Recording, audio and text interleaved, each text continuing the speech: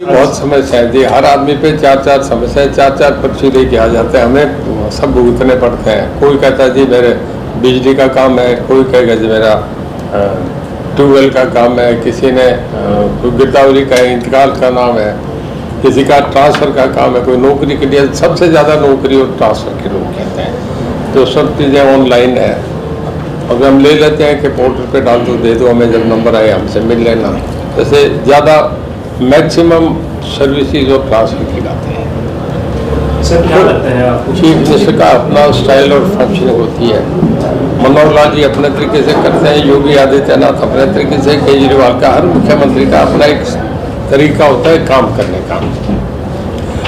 Manohar Lal ji directly संवाद लोगों से कर रहे हैं कि लोगों की समस्याएं सुन लें, जाके लोगों के बीच में बैठ के, एक अच्छी परंपरा है। अब इसमें कितना उनको जो लोग मिलते हैं उनके कितने काम हो जाते हैं, मैं समझता हूँ जब चीफ मिनिस्टर बैठते हैं तो काफ़ी लोगों की प्रॉब्लम सॉल्व होती है। अगर हर जिले पे जाते हैं तो 70-80% तो काम हल हो जाते हैं। एक आम पब्लिक को बड़ा कंफर्ट लेवल महसूस होता है कि सामने बैठे हम बात कर रहे हैं मुख्यमंत्री, जो आदमी कभी सोच भी नहीं सकते थे वो काम हो रहा है।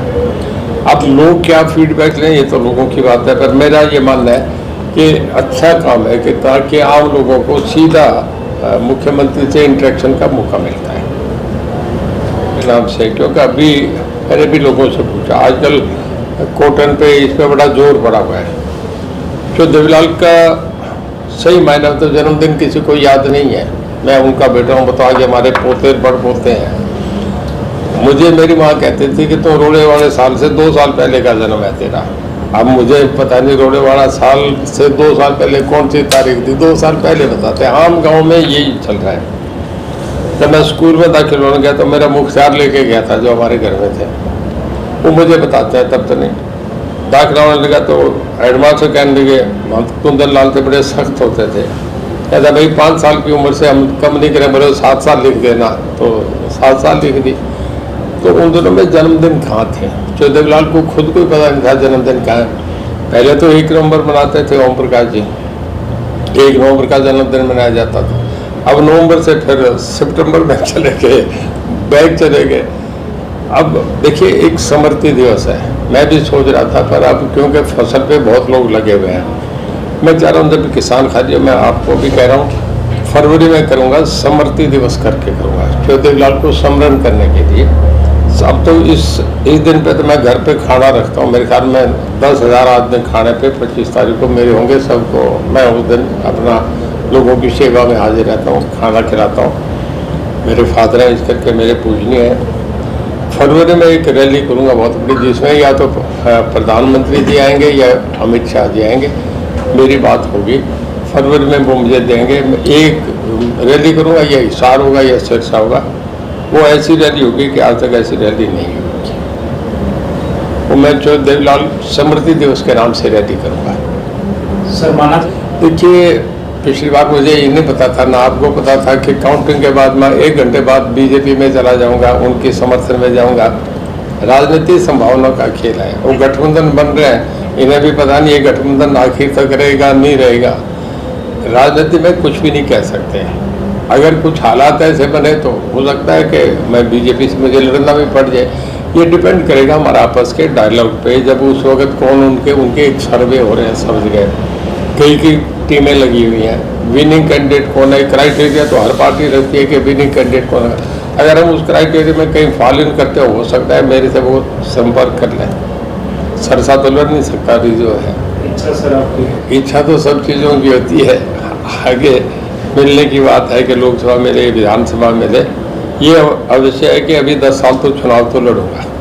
अब बीजेपी में कुछ चीज़ें उम्र के हिसाब से भी वो देखते हैं कि 75 के बाद, मुझे ये लगता है कि ऐसा अब नहीं रहा। हर आदमी को जो अगला चुनाव होगा उसमें ये चीज़ें टूटेंगी। हर आदमी चाहेगा कि हम हमारी पार्टी सत्ता में कैसे आए। आजकल ऐसा नहीं रहता। मोरारजी भाई 82 की उम्र में देश के प्रधानमंत्री, 82 साल की उम्र में उन्होंने ओथ ली थी प्राइम मिनिस्टर की। सर आज से लोकसभा का विषय देखिए मैं अभी भी यही समझता हूँ, वहाँ पर हमारे दिमाग पे भी ये छाया हुआ। अभी तो G20 का बहुत मामला छाया हुआ है, और G20 की कामयाबी जो है, मैं ये कहता हूँ ज़बरदस्त गई है। आज आप एक दुनिया जो है बहुत छोटी हो गई। जो आईटी की वजह से, इंफॉर्मेशन टेक्नोलॉजी की वजह से जो G20 हुआ है उसमें सब लोग बोल के गए हैं हिंदुस्तान का बहुत बड़ा कद बढ़ा है। अब इस मामले में हाउस में जब चलेंगे तो देश के हज़ारों मामले हैं जो अपोजिशन उठाएगी। कुछ रीजनल मामले, ममता बनर्जी की अपनी बंगाल की बातें हैं, कोई मणिपुर की अपनी बातें होंगी, कोई साउथ वालों की अपनी बातें होंगी। लोकसभा पूरे देश की बनी है, उसमें अलग अलग चीज़ें आएंगी। उस स्पीकर को ध्यान होता है किसने एडजर्नमेंट मोशन दिया है, किसने कॉल अटेंशन मोशन दिया है। पर प्राइम मिनिस्टर और होम मिनिस्टर इतने कॉम्पिटेंट हैं, अपने सब्जेक्ट को समझ के इतने क्लैरिटी है उन लोगों में कि कुछ भी है उसे हाउस में फेस करेंगे। देखिए, मेरा अपना मानना है अब तक का कि हुड्डा साहब की बड़ी भारी रिजर्वेशन है और इधर इनेलो की भी बड़ी भारी रिजर्वेशन थी उनके लिए बुलाने में। मेरे को याद है जब ओम प्रकाश जी को सजा हुई थी तो उस वक्त अजय तो अंदर था, अभय के बयान थे कि भूपेंद्र सिंह हुड्डा ने हमें सजा दिलवाई है। और उसके बाद हमेशा ये कहते थे कि जिसने हमें सजा दिलवाई उस आदमी से जिंदगी में हाथ ही नहीं मिला सकते। ओम प्रकाश जी भी कहते थे कांग्रेस से कभी हमारा मिलने का सवाल ही नहीं है। और अब तो खासा चीज़ें सामने आ गई, ये इनवाइट कर रहे हैं, वो कहते हैं हमें आने की ज़रूरत नहीं, हम नहीं आएंगे। मेरा अपना ख्याल है, देखो मैं हम चीज़ें जिम्मेदार तो उनके हैं। भूपेंद्र सिंह हुड्डा किसी कीमत पे भी रैली में नहीं आएंगे। अगर भूपेंद्र सिंह हुड्डा इनेलो की रैली में आता है तो भूपेंद्र सिंह हुड्डा का अपना कद छोटा हो जाएगा। उन्हें ठीक ही कहा है ये बात, तो उसकी मैं भी सहमत हूँ इस बात से कि इतना कुछ करने के बाद आज आप उन्हें बुला रहे हो, कोई बुलाना नहीं चाहिए था। जब इतना आपस में विरोध है, या तो आदमी इस हद तक नहीं जाए। मैं हुड्डा क्लास फेलो रहे हैं, दोस्त है, मैं आज भी उसकी इज्जत करता हूँ। मैं कहता हूँ हुड्डा हमारे दोस्त है, मैं कोई पर्सनल बात नहीं कहनी चाहिए। जब आप पर्सनल इतना बोलते हो तो फिर उसके बाद उस बात से आपको पलट के आना बड़ा मुश्किल है। कम से कम पॉलिटिकल आदमी को ये बात नहीं कहेगा। हुड्डा को नहीं बुलाया गया सर, अपने सोनिया गांधी और खड़गे को भेजा गया न्योता। देखिए, अब अगर रैली हो और उसमें जब नीतीश कुमार आए, उसमें अखिलेश यादव आए, सब उसमें अगर जैसा वो कह रहे हैं उसमें सुखबीर बादल आए तो हुड्डा साहब बीच में कुर्सी पे थोड़े जाके बैठेंगे, ये कैसे संभव है? हुड्डा बहुत गैरत वाले आदमी हैं।